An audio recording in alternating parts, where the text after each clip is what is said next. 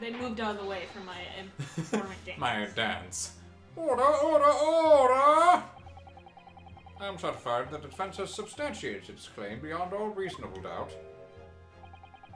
This witness's testimony was entirely fallacious. And delicious. It's not the only thing we now know beyond all reasonable doubt. My learned friend's assistant guilt can no longer be denied. That woman tampered with a crime scene. She fled the country. More importantly... Good lord, there's more, Lord Van Cheeks. The defense may have established a reprehensible instance of perjury, but that is not proof that this man is the victim's killer. Yes, that's right. What? I was there at the scene, it's true. And I was shot in the arm, it's true. But that's all. Yes, in fact, if you look at the circumstances, I am the victim here. There's a dead guy. What? I don't believe this. But they're right. As it stands now, I don't have any definitive proof that he is the culprit. Still, he can't worm his way out of it now. Iris? You know what they say. There's no point locking the cat's door after the cat has bolted. Goodbye, Waggy. Isn't that right, Rado? As Hurley always says, one lie begets another. No, wait, that might have been a line I wrote for him in one of my stories. Well, no matter who said it first, you're right. Mr. Graydon, not only did you give false testimony to the court, but the lies you told make no sense. Make no sense? What do you mean by such a remark?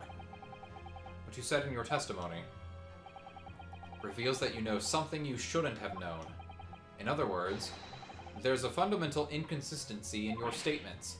What? Objection!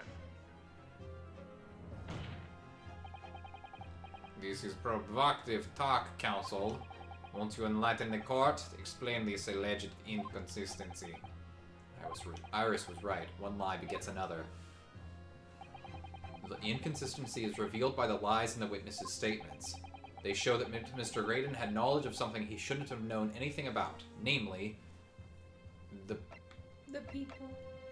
Well, yeah, the bloodstains, yes, but the bloodstains is what we need to acknowledge. But I'm still, it might be people. No, let's go bloodstains. Because we've already done enough with the people, so.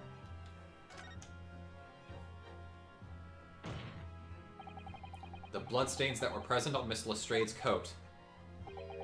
That's right. The victim's blood splattered all over her when she shot him. But how could you possibly have known that? Obviously, because I saw her do it through the people in the... Fuck. Just hear that you see him, the calculations running through his head. Well... The point is not that you lied in your testimony, Mr. Graydon. It's the nature of the lie you had concocted that is so revealing. Like, there's still something to be gained with the people. Like, how did he know of its existence? But it doesn't lead us anywhere, unfortunately. They're not making any sense. Let me ask you a simple question. How is it, Mr. Graydon,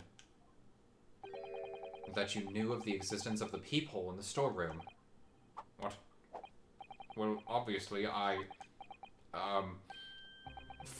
it's just the steam rising from his ears. Shit! That's the con. Cat's got your tongue, witness. The peephole in the door was made after the incident occurred, and once I returned to the shop, having failed to catch the two burglars, Scotland Yard's investigators arrived immediately. Since that time, the police have been at Windibanks constantly, carrying out their investigation.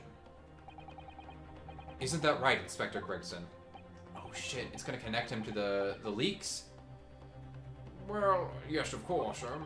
The place is chock full of pawned articles, and my lads have to thoroughly examine all of them. So I gave the order to have officers working round the clock in shifts so we get through it all. And Consequently, there's no way that you, Mr. Graydon, could have gained access to the shrine. Therefore, you should have known nothing about the people in the storeroom door. So the fact that its existence forms the basis of your testimony is completely inexplicable. Objection! What? Thinking. The fact remains that Mr. Graydon did maintain that he witnessed the crime take place through the people in the door. How on earth is that possible? Could I have a word, please, Lord Van Zeeks? Speak, Inspector. It's just that I really ought to be getting back to the station now to put in my report. There's really nothing more I can add to this testimony, so if it's all the same to you... Permission denied. Oh. It is not all the same to me, Inspector. Not at all. You will remain exactly where you are until this trial concludes. Is Gregson the leaker? No. Oh. I've been trying to be on, like, Gregson's side this whole time, but holy... Oh my god. You should have known about the existence of that peephole. Which can only mean that you must have been informed about it by somebody else. Gregson, baby. Honey. Objection! You made us want fish and chips. I have my fish and chips right here. Because of you. Stop there, my learned friend. You realize I trust that the words you just uttered have extremely serious implications. Yes, but the defense believes that the details about the case that Mr. Graydon claims to have seen must have been revealed to him by a certain person before his testimony. And in fact, considering a particular clue we have, there's really only one person that could be. Who is the person in question, counsel? Who gave this witness details of the crime scene to facilitate his false testimony? It was the victim! Take that! The truth is, it can only have been you, Inspector Gregson. Me? Objection! You had better have some proof to substantiate such a rash claim, my learned friend. Consider the fact that we have only been aware of Mr. Ashley Graydon's identity for the last few hours. We learnt of it only during the course of the trial today. Indeed, preparations for his testimony were made with great urgency during our hour-long recess, while the police executed the subpoena and brought the man here from the communications station. And until that time, Mr. Graydon would have had no idea. No inkling that he would be suddenly be required to appear in court. Are you suggesting that until such time as he was summoned? Yes, my lord. Until then, it's reasonable to assume he knew nothing of the peephole. It was only once Mr. Graydon was in the stand that he realized his position, that he would have to defend himself against the accusation that he was the third intruder. You're suggesting to the court that it was while this trial was in progress that he received the information? Yeah, when they were whispering to each other. So that he could commit perjury in order to save his skin? Exactly. And the only person with knowledge of the investigation that he had any contact with is you, Inspector Gregson. This is a blooming outrage. Why would I be giving away?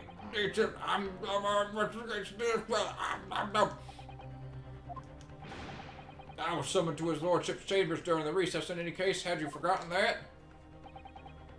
Quite true. I had a number of questions regarding the events that transpired at the pawnbrokery. Which means the first time these two laid eyes on one another was after proceedings resumed following the recess. Since then, they've been in full view of the stand where the... Yeah, guys. Oh, I've just remembered something, Runo, from like 5 minutes ago. There was one time before, wasn't there? I think it was when Jenny was testifying. Oh yeah, now that you mention it. When Bailiff was dispatched to retrieve Miss McGilden's music box from the scene of the crime. That's it. It was during that testimony. I remember finding it strange at the time. Mr. Graydon and the inspector seem to be having some kind of secret discussion.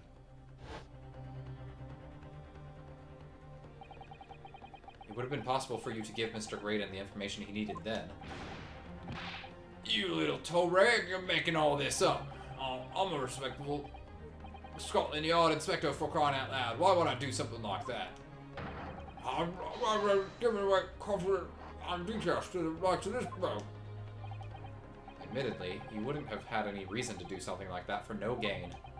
But perhaps it was part of a deal of some kind. Then it starts to make more sense. What deal, counsel? I wonder if perhaps, in exchange for details about the people at the crime scene, Mr. Graydon agreed to give a certain something to the inspector. Uh-oh. I'm sure I need not remind the inspector that if found to be true, striking a deal with of any kind with a witness will be considered a gross case of malfeasance.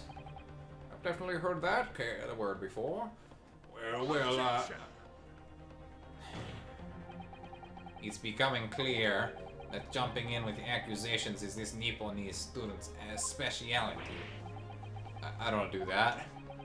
But with the stakes so high, the prosecution is not prepared to listen to baseless charges. It is incumbent on the defense now to present evidence in support of this diabolical claim. Evidence. Just what are you proposing that the inspector demanded of the witness in return? The court must see proof of this alleged deal. Do you think it's the music box? I think it's the stolen tape. What tape? The second,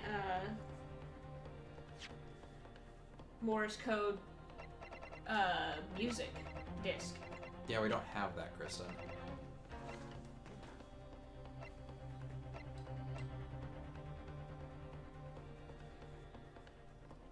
Then do the box. Because it has the empty other side, and that would prove that that's what he's looking for.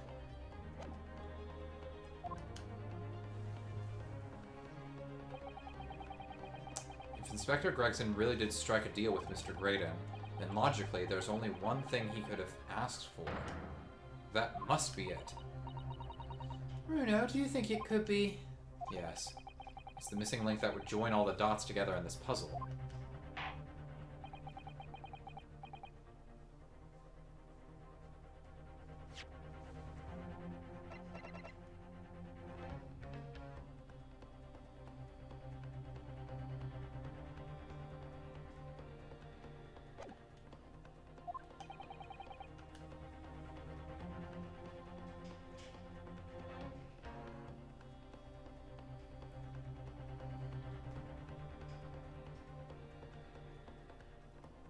Are you not gonna click it?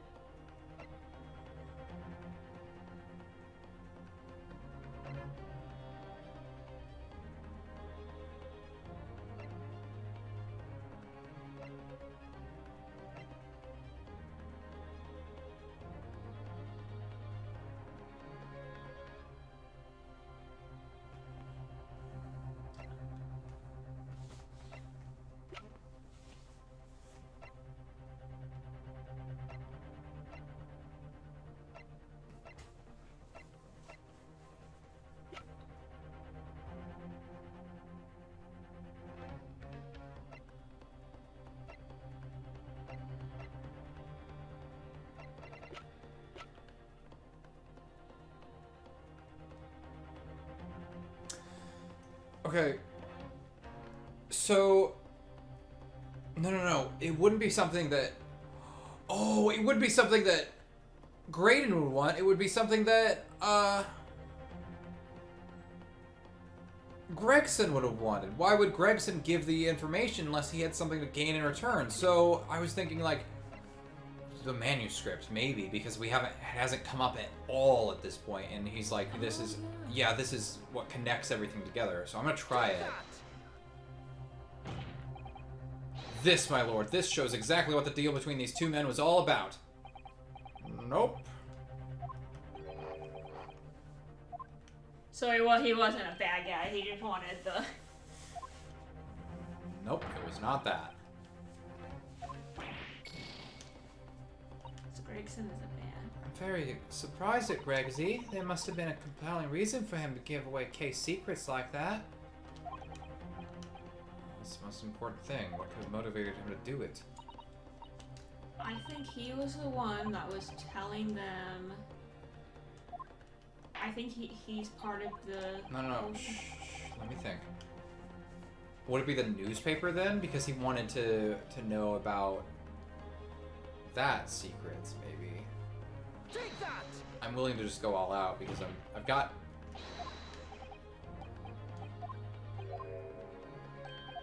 No, it's not that either. Do the music box.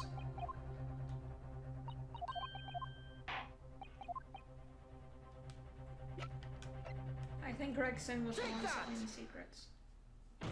No, I don't. Okay. Besides this murder, is it not true that you've been working on another very important case? What are you getting at now? I'm going. What are you getting at now, Sunshine? Is it possible that this other top secret case is what's alluded to in this newspaper? I presented the newspaper. Whatever. The classified secrets being leaked overseas from the Ministry of Justice. Wait, what time is it right now? If it's 3 o'clock. 3 o'clock, then... Yeah, we need to go so we can get our hair done. Oh, I'm just gonna jump back here.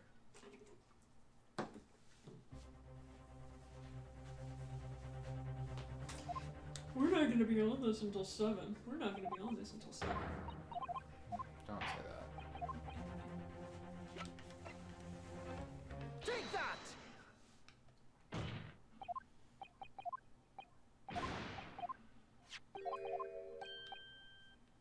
I said we wouldn't be doing this for 7 hours. Keep in mind that it took you a bit for us to start, and then we went and got lunch for an hour. So we've only been playing for like just under 4 hours. I know, I'm giving you shit. How the bloody Nora could you... We discovered during the course of this trial the music box deposited at Windybanks by Magnus McGilded. A special music box designed to play 2 discs at once. It would seem very likely now that encoded on the pair of discs that were in McGilded's possession are the leaked classified secrets. So I put it to you, Inspector, that in order to recover the second of the discs containing those secrets, you could have covertly made a deal with Mr. Graydon in which you exchanged the disc for details of the case. You little...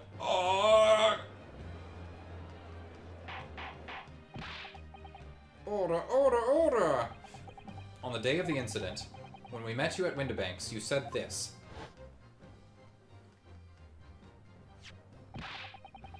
I'll be taking one of that is of McGilded's down the yard, thank you very much. So hand it over. No, don't give it to him. It's mine. I'm sorry, miss. Anything belonging to McGilded has to be taken in as evidence now. Scotland Yard already knew at that time, isn't that right? That Magnus McGilded was involved in the stealing of government secrets. My orders were, cover the medium used to convey the secrets leaked from the ministry, and do it on the QT, strictly hush-hush.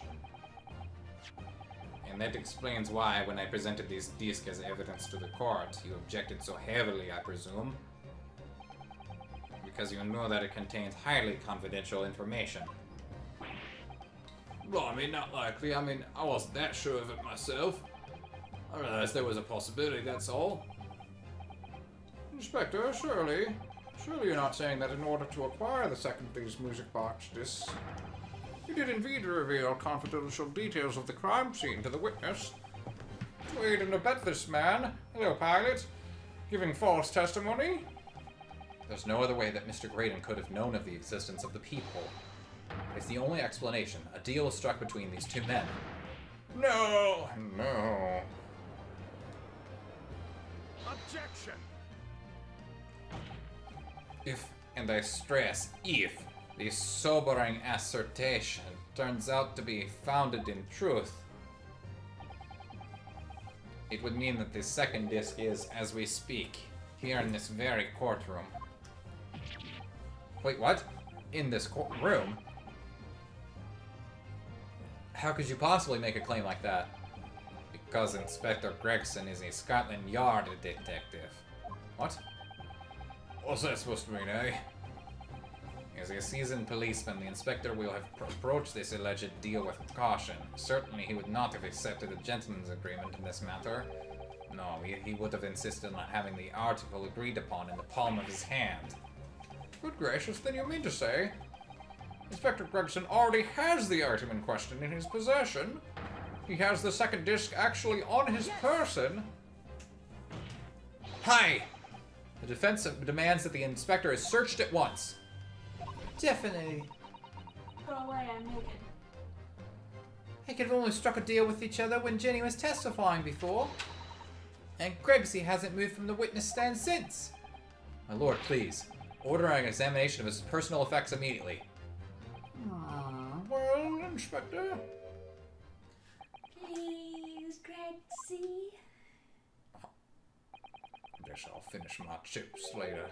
This young lad wants me to tone down. Unless the young lad wants to tone down his imagination, he's insulted me and my profession quite enough. However, it'll put this matter to bed and dispel any doubts about my involvement. And I'll happily submit to a body search. What? He's going to agree to it? I presume you're aware of the precipice on which you now teeter, my learned student friend. You've made a most serious allegation against Scotland Yard here.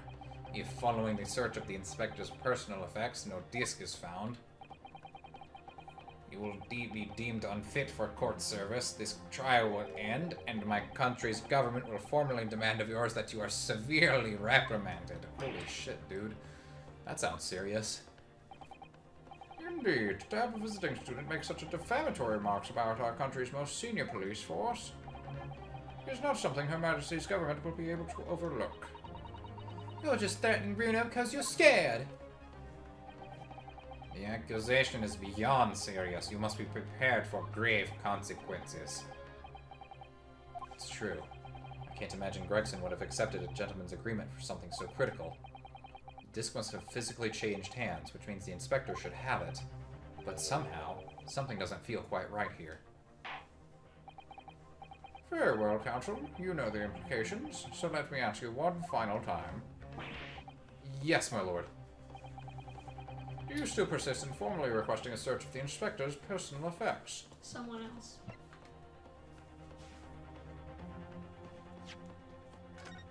Because he grabbed what's-his-face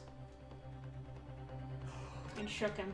Oh, shit! You right? Sit down. Yes, the defense formally demands the search be conducted. Well, don't you say you weren't warned, but your typical Nipponese stubbornness, well, may land you in hot water this time. Perhaps the lesson will do you some good. Fair enough, I've got nothing to hide. Very well then. Bailiff, conduct a search of the inspector's personal effects. Huh, hold up there. The defense demands a search, but not of Inspector Gregson. What? What's all this? I'm the one you're accusing, aren't I? I thought you wanted to search me. No, Inspector. Not you. Somebody else. What's the meaning of all this, eh? You haven't lost it, have you? Lost it at last, have you, Sunshine? Court shouldn't have to be put up with this nonsense. You being completely irrational. Be quiet, all of you.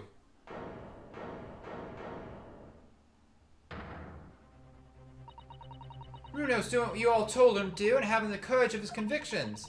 So you should respect that and listen to what he has to say in good faith. Because that's the British way. I'm not British. Well said, young lady. Indeed, this court is in awe of the defense counsel's conviction and eagerly awaits his next words. You what? Now, don't be hasty, my lord. I'm not mistaken about things I've seen in court today. I'm fairly sure that I know who has the disc at the moment. There's only one person it can be. Counsel, Whom do you request this search now? Take that! Of my lord, Mr. Nash Skulkin. I never. Blimey! Me? Him? Very well then, bailiff. Restrain the witness and conduct a thorough search of his personal effects. Full anal cavity search. What? Please, my lord. Inspector, Scotland Yard has to object to this search. Objection! No.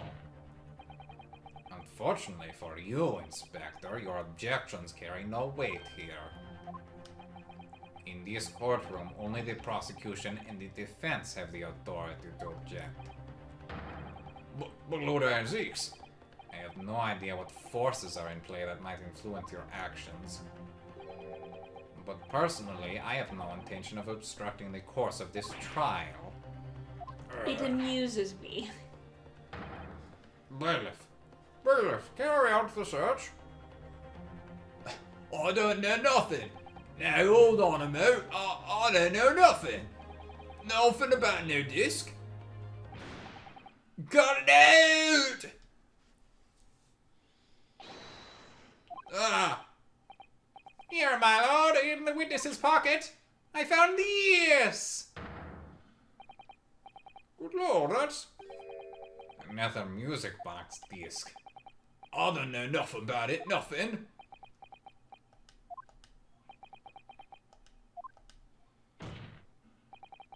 That is the second music box disc left behind by Magnus McGilded. It is not. Is it not, Inspector Gregson? Can you turn off the fan? Ah!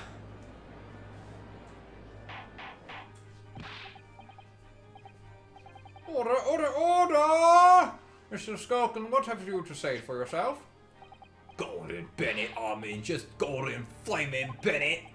I swear I didn't know nothing about that disc, honest to God. Counsel, would you please explain what exactly is going on here? The alleged deal, it was struck between this witness and this detective, no? Without question, my lord. Then for pity's sake, why on earth was this man in possession of the disc that the inspector traded for information? Inspector Gregson is a shrewd, calculating man who rarely loses his composure. But at one particular point in this trial, he exhibited some unusual behavior for a brief moment. I don't recall. What unusual behavior? It was, yes, during my cross-examination of Mr. Graydon. Tell me, Mr. Graydon, when you left the pawnbrokery that night, was it by any chance with the second disc in your jacket pocket? I admit to nothing of the sort. When Mr. Graydon answered my questions, the inspector appeared to have grabbed Nash Skulkin by his coat and was shaking him violently. Yeah, he did and all. Thought me noggin was gonna clean fall off, I did. I was wishing I'd been born as me brother, I was. What exactly happened to make the detective attack you like that? I ain't got a clue. He just suddenly turned and grabbed me, whistled like that, and started shaking me. Other places didn't you mention the third gun when we got you down to the station, that's what he said. Hit it right down my ear, all they did. My head's still throbbing now. The way the detective behaved then was extremely out of character, but looking back now, it must have been that he did it. Then that he did it. That was the only opportunity Inspector Gregson created for himself in order to hide the disc. Bless my wig, and call me a fruitcake. He hid it. Ew. But I'm afraid I failed to comprehend the motive here. If the detective had acquired the disc he was after, why on earth would he proceed to hide it in another man's pocket? This is a court of law. He could have submitted the item as evidence. It would appear, my lord, that the inspector was not at liberty to do that. Why ever not? As a man himself revealed earlier, his current assignment has some special conditions.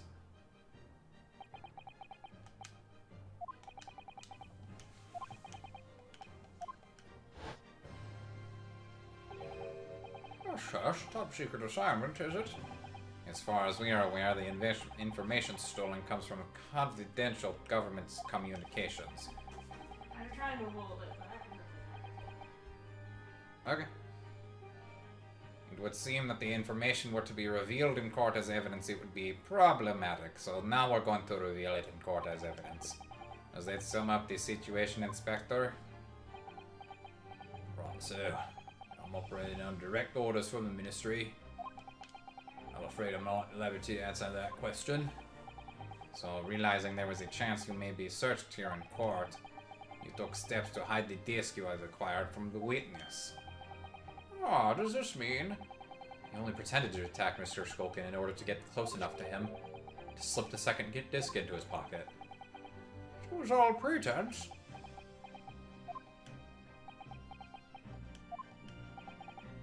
Well now, Inspector Grayson, and you, Mr. Graydon. Are you prepared to admit to the accusation made against you of this alleged deal?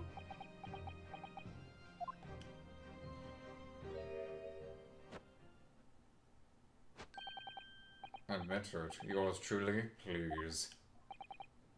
Mr. Graydon. Clearly our eastern visitor has an uncommonly active imagination. However, there's no proof that I passed that disc to the inspector. But then, how do you explain the reason why you knew about the people? I'm under no obligation to explain. What? Yes, I lied in my testimony, that I admit, so sentence me accordingly. But that is all I admit. Murder, leaking government secrets, striking a deal with the detective. All of it is this young Eastern man's fancy. I have no idea what any of that is about. You... what?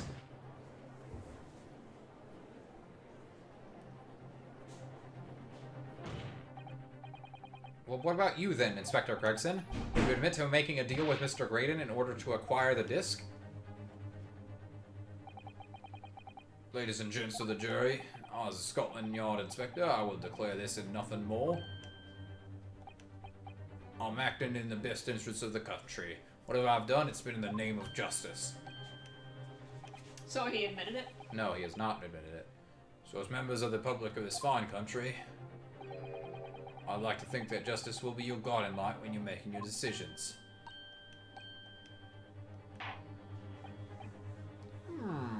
This is quite a quandary indeed. Rarely have I encountered such extraordinary tumultuousness in concluding of trial. Nevertheless, in the absence of any further evidence to be presented, I believe it is time that we put the matter to the jury for their final leanings. Oh, well now, as a fellow servant of the Queen and country, I must say I sympathize with the old inspector. Yes, he's a dependable man, I'm quite sure. In the service, one becomes a good judge of character. Even crossing your eyes doesn't help when it comes to looking at this case. It's all blurred to me. Well, as a fellow professional, I'd like to put my faith in Detective Ruley. Graydon is highly skilled operator. Stop. Currently in presence of idol. Stop. Detective has very much trust in eyes. More than this, I cannot say. I don't believe it. These 6 jurors are... they're going to believe Gregson if they declare their decision now. Is Joni going to be found guilty? If I don't manage to produce some definitive evidence right now, then we're going to lose. There's some proof that Graydon killed Mr. Windibank or stole those government secrets. Or some evidence to force Gregson into admitting that he struck a deal with the witness. Well then, counsel, I'm gonna slam my gavel down and that's gonna be the end of it.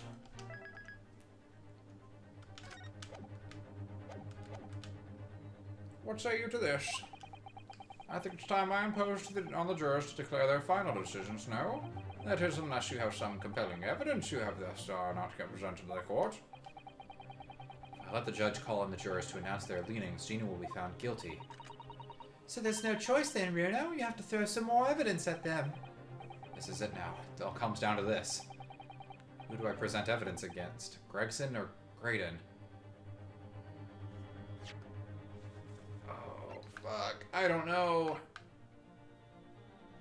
We haven't used it yet. We have not. That might be how you convince him. Because he loves her. That's not how I think this is gonna go, though. Let me think. We've used everything else, right? Mm-hmm.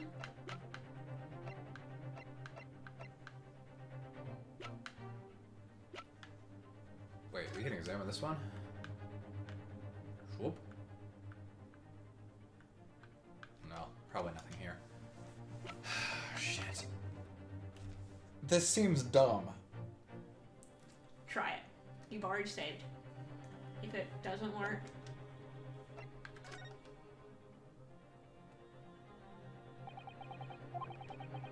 There's one final piece of evidence I would like you to see. Oh, what's that then? You refuse to acknowledge that you did in fact strike a deal with the witness here today. Then you leave us no choice but to examine this piece of evidence thoroughly. Well, go on. This is my last chance. It looks like I'm going to have to force his hand here.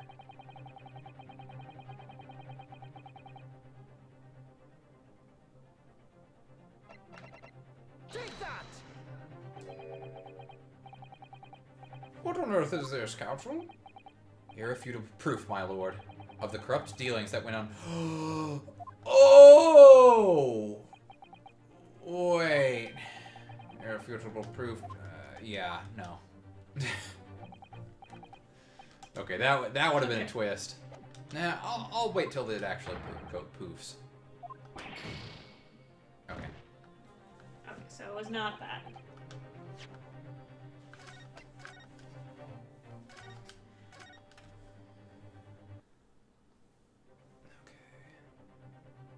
Is it the fucking music box again? I don't know. Okay, so either proof that Graydon killed Mr. Windibank, or stole those government secrets, or some evidence to force Gregson into admitting that he struck a deal with the witness. I don't think we have.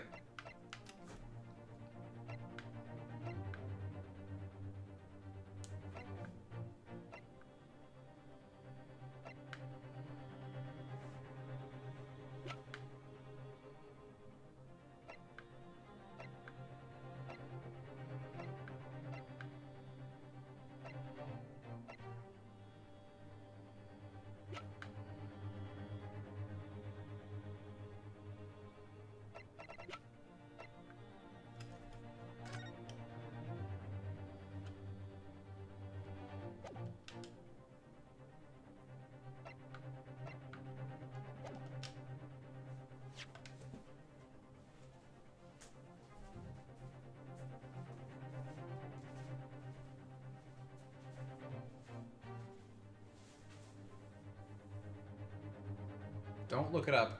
I'm not. I'm trying to make my appointment.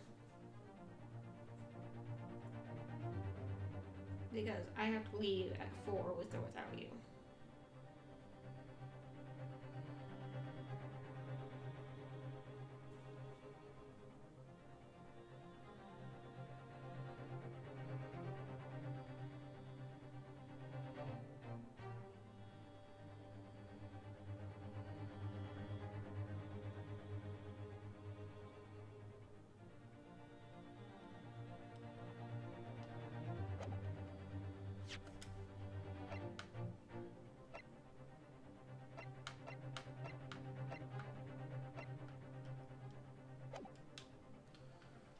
Maybe?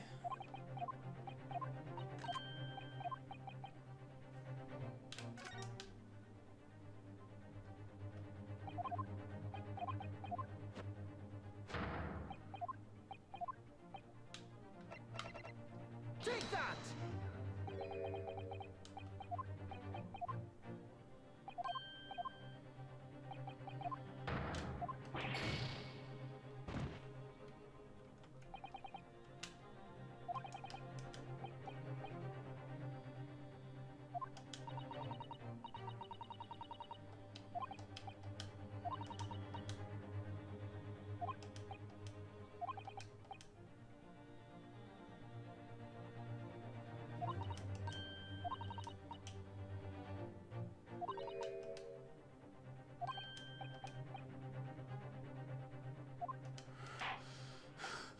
This is stupid.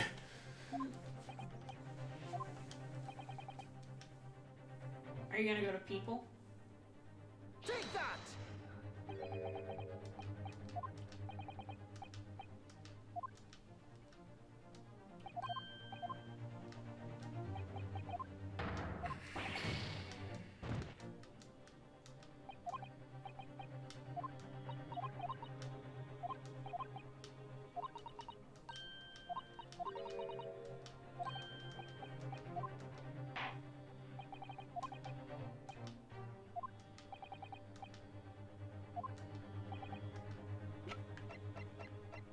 Would it just be the music box after all? No! It's the music box again! Woohoo! I was right. With the disc already in place, ready to play, I think perhaps now would be a good time to listen to the sound produced by the music box again. Only this time, with the second disc we've just discovered set in place as well. Goodness, this desk council. No, wait, I can't let you do that. Why not? Because, well, because it's got nothing to do with this case, that's why. Not true, Inspector.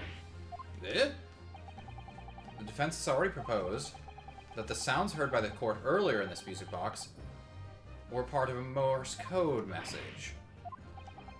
We know that Morse code comprises of 2 distinct tones. The defense believes that the second disc contains the second tone needed to complete the message, and now we have a chance to confirm that theory. Crying out loud, Sunshine, we're talking about state secrets here. If you go letting the whole courtroom hear confidential information like that, it's treason. And do you admit the charge? That in order to protect those state secrets, you engaged in unlawful dealings with the witness. You're mad. If you let that secret information out into the public domain, you'll be making an enemy of the entire British government, you idiot! Let's not forget, Inspector, that you, a Scotland Yard officer, leaked confidential case secrets or case details to a witness, that you continue to lie to the court, and all because by fair means or foul, you're determined to do your duty. Well, by fair means or foul, I'm prepared to do mine. Don't you dare.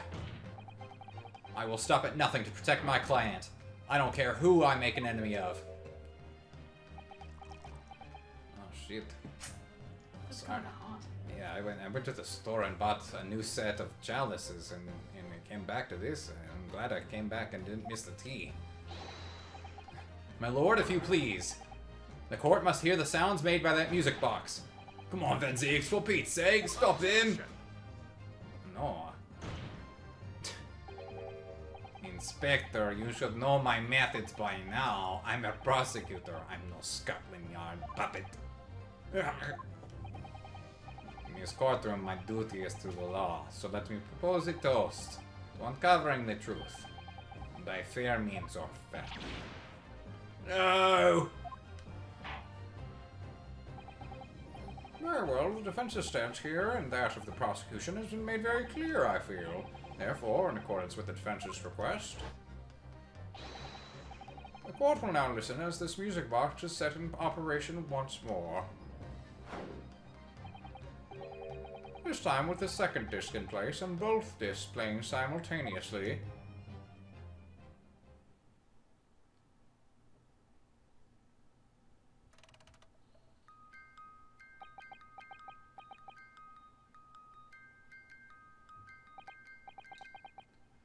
Oh, listen to that. It's unmistakable now. It's Morse code. Alright, I admit it. Whatever you want. But for the love of God, shut that bloomin' box up!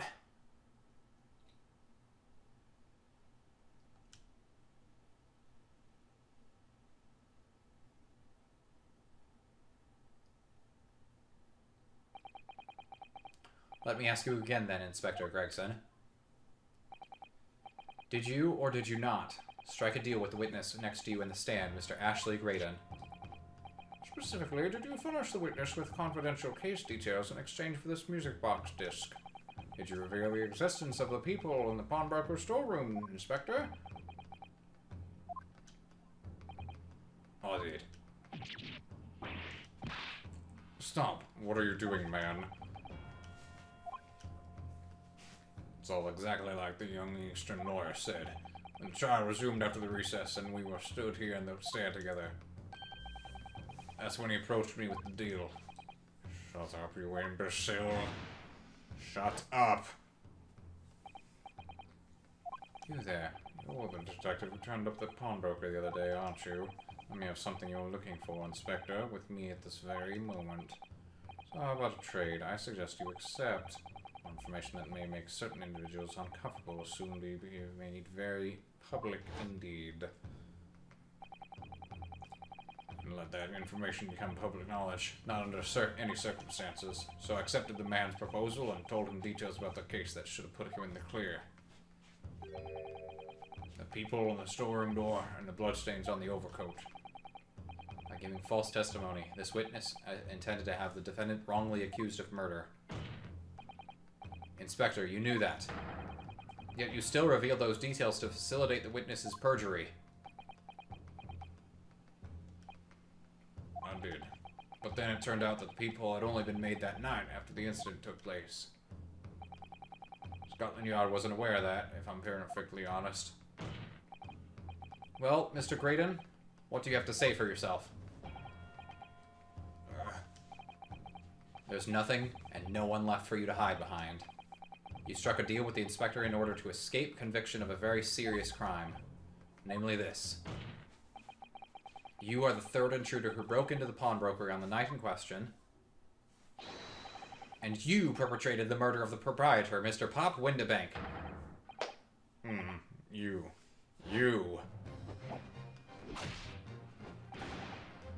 Traitor! Nope. No.